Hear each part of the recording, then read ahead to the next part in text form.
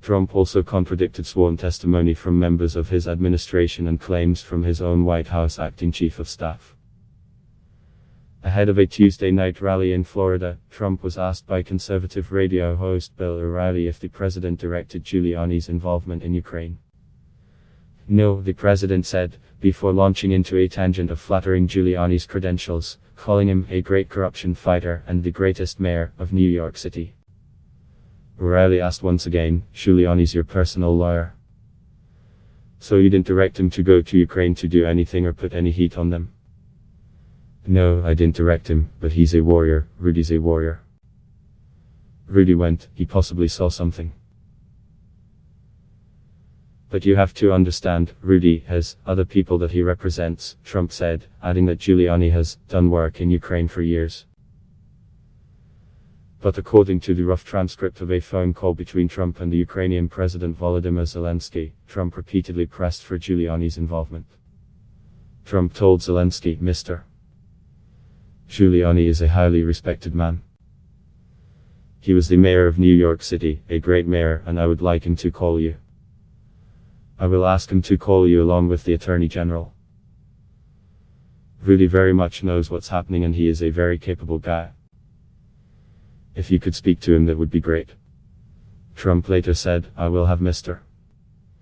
Giuliani give you a call, and I am also going to have Attorney General Barr call, and we will get to the bottom of it. I'm sure you will figure it out. A third time Trump referenced Giuliani, I will tell Rudy and Attorney General Barr to call. The denial that he directed Giuliani's diplomatic foray comes as House Democrats conduct an impeachment inquiry scrutinizing just what the president knew and did surrounding the withholding of aid to Ukraine. Democrats claim he withheld the aid in order to pressure Ukraine to investigate the son of his potential 2020 rival, Joe Biden. There is no evidence of wrongdoing by either Biden in Ukraine. And top diplomats have testified that Giuliani's role loomed large over their own official operations regarding Ukraine. Trump's claim that he didn't direct his personal lawyer to handle issues in Ukraine also contradicts what has been told to Congress in impeachment hearings and what Trump's own acting chief of staff, Mick Mulvaney, has told the press. In October, Mulvaney defended Giuliani's involvement in US Ukraine affairs by saying, the president gets to use who he wants to use. You may not like the fact that Giuliani was involved. That's great. That's fine. It's not illegal. It's not impeachable. The president gets to use who he wants to use, Mulvaney said during a press briefing. And US Ambassador to the European Union Gordon Sondland told members of Congress last week that the president had directed him to reach out to Giuliani on US-Ukrainian relations.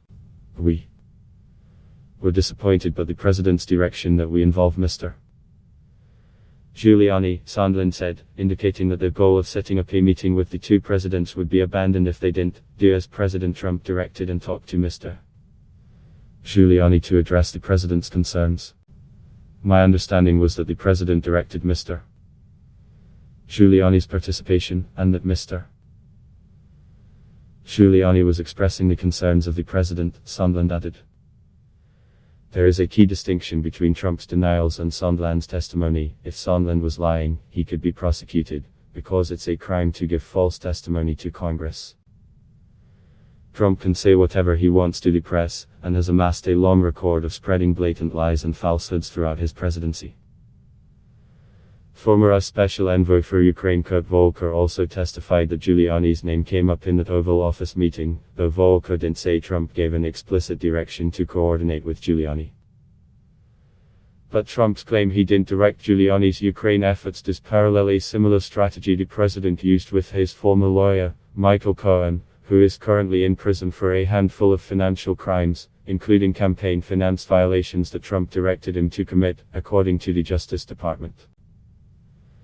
Trump initially denied he ever directed Cohen to make hush money payments to women accusing him of having affairs, which he also denied occurred.